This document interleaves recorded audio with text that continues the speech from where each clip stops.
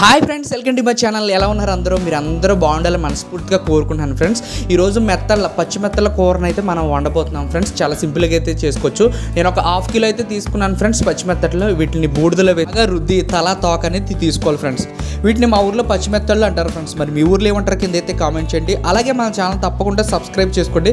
మన వీడియోస్ చూస్తున్నారు కానీ సబ్స్క్రైబ్ అయితే చేసుకోవట్లేదు ఫ్రెండ్స్. తప్పకుండా మన ఛానల్ సబ్స్క్రైబ్ చేసుకుని పక్కనున్న బెల్ ఐకాన్ అయితే ప్రెస్ చేయండి ఫ్రెండ్స్. వీటిని బాగా గచ్చిన వేసి బాగా రుద్ది పులుసు అనేది పోయేంత వరకు రుద్దుకోవాలి. ఇలా రుద్దుకున్న తర్వాత వీటిని పక్కన అయితే పెట్టుకోవాలి. వీడియో స్కిప్ చేయకుండా చూడండి ఫ్రెండ్స్. చాలా సింపుల్గా అయితే చేసుకోవచ్చు ఈ కర్రీ. ఇప్పుడు ½ కిలో ఈ పచ్చిమెత్తల్లోకి 2 పెద్ద సైజు ఉల్లిపాయల్ని తీసుకుని వీటిని మీడియం సైజు ముక్కలో కట్ చేసుకుని మిక్సీ జార్లో పట్టుకోవాలి.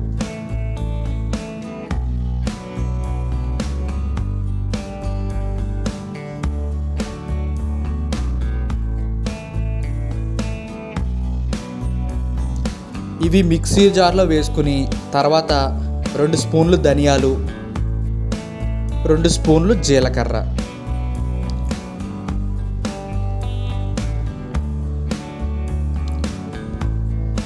వేసుకుని మిక్సీ అయితే పట్టుకోవాలి ఫ్రెండ్స్. బాగా మెత్తగా కాకుండా కొంచెం గరుగుతనంగా ఇలా మిక్సీ పట్టుకోవాలి. ఇలా పట్టుకున్న తర్వాత మనం మీడియం సైజు ఉన్న టమాటాలని 2 తీసుకుని దాన్ని చిన్న చిన్న ముక్కల కింద కట్ చేసుకుని తర్వాత ఘాటుకు సరిపడా పచ్చిమిరపకాయలని బారుగా చీల్చుకుని పక్కన పెట్టుకోవాలి. ఇప్పుడు మనం మరలా కట్టెల పొయ్యి మీద వండబోతున్నాం. అది కూడా మట్టి కుండలో. కొత్తగా ఉంటుందని చెప్పేసి మట్టి కుండలో అయితే వండుతున్నాం ఫ్రెండ్స్. సో మనం పాతకాలం పద్ధతిలో ఈ పిడకలను చూసారా ఫ్రెండ్స్? వీటిని పేడతో అయితే తయారు చేస్తారు. ఇది బాగా అరుదు. ఈ మధ్య అయితే ఎవరో యూజ్ చేయట్లేదు, అందరూ గ్యాస్ పొయ్యిలు వాడుతున్నారు ఫ్రెండ్స్.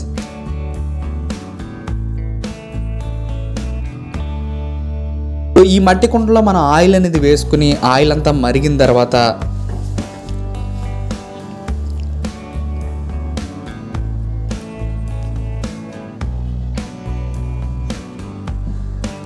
చిటికెడు మెంతులు వేసుకుని అలాగే దాల్చిన చెక్క, లవంగం, లాలిక్కాయలు వేసుకుని 2 వేసి కొంచెంసేపు మరగనివ్వాలి.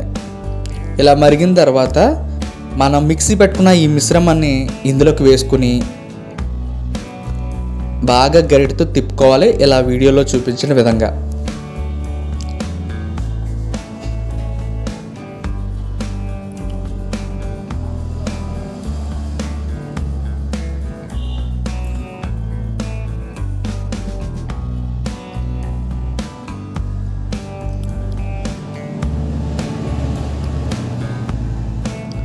మరలా ఒకసారి మూత తీసి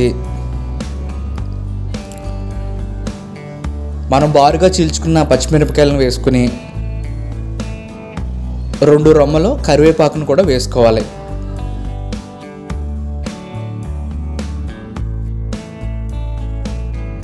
గరిటెతోటి తిప్పుకోవాలి.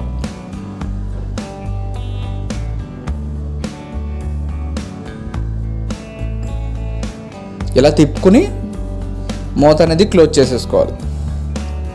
తర్వాత మరలా మూత తీసి 1 స్పూను అల్లం వెల్లుల్లి పేస్ట్ని వేసుకొని పచ్చివాసన పోయే వరకు కొంచెం సేపు ఫ్రై చేసుకోవాలి.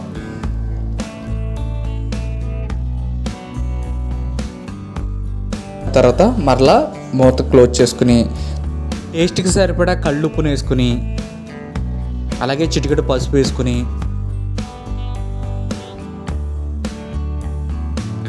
ఘాటుకు సరిపడా కారాన్ని కూడా వేసుకుని మొత్తం బాగా గరిటెతోటి ఇలా మిక్స్ చేసుకోవాలి. ఇలా మిక్స్ చేసుకున్న తర్వాత చిన్నగా కట్ చేసుకున్న ఈ టమాటా ముక్కలను కూడా ఇందులో వేసేసుకోవాలి.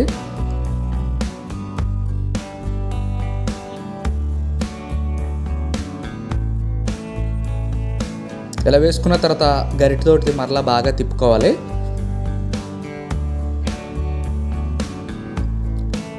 తిప్పుకుని మూత పెట్టుకుని ఒక 3 మినిట్స్లో అయితే టమాటాలు మగ్గిపోతాయి ఫ్రెండ్స్. ఇలా మగ్గిన తర్వాత అప్పుడు మనం మరలా ఓపెన్ చేసుకొని ఈ క్లీన్ చేసుకున్న ఈ పచ్చిమెత్తల్ని ఇందులో వేసుకోవాలి.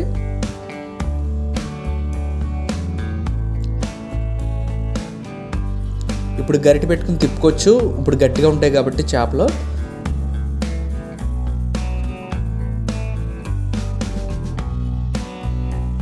వాటర్ అనేది వేసుకోవాలి.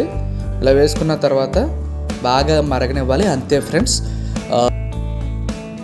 కొంచెం పులుసుగా కావాలంటే పులుసుగా, అలాగే గ్రేవీగా కావాలంటే గ్రేవీగా మనం 2 విధాలుగా అయితే మనం కూరని ప్రిపేర్ చేసుకోవచ్చు. సో ఇలా మరిగిన తర్వాత మనం కొత్తిమీరని తుంచుకుని వేసుకోవాలి. ఇలా కొత్తిమీరని తుంచుకుని వేసుకోవడం వల్ల మంచి స్మెల్ అనేది వస్తుంది, ప్లస్ చాలా టేస్టీగా ఉంటుంది ఫ్రెండ్స్. ఇలా కొత్తిమీర వేసిన తర్వాత మూతను పెట్టి ఒక 5 సెకండ్స్ అయితే ఉంచితే చాలు. చాలా గుమగుమలాడిపోయే చేపల నెత్తళ్ళ కూర రెడీ అయిపోయింది ఫ్రెండ్స్. ఇప్పుడు ఈ చేపల కూరని మనం టేస్ట్ చేసేద్దాం.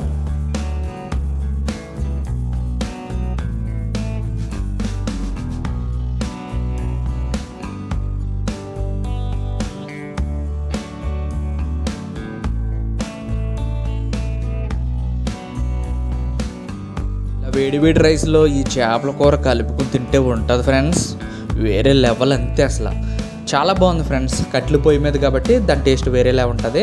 సో మీరు కూడా సింపుల్గా అయితే తయారు చేసుకోండి ఈ రెసిపీని. అలాగే తప్పకుండా మన ఛానల్ని సపోర్ట్ చేయండి. మళ్ళీ వీడియోలో కలుద్దాం. Thanks for watching friends.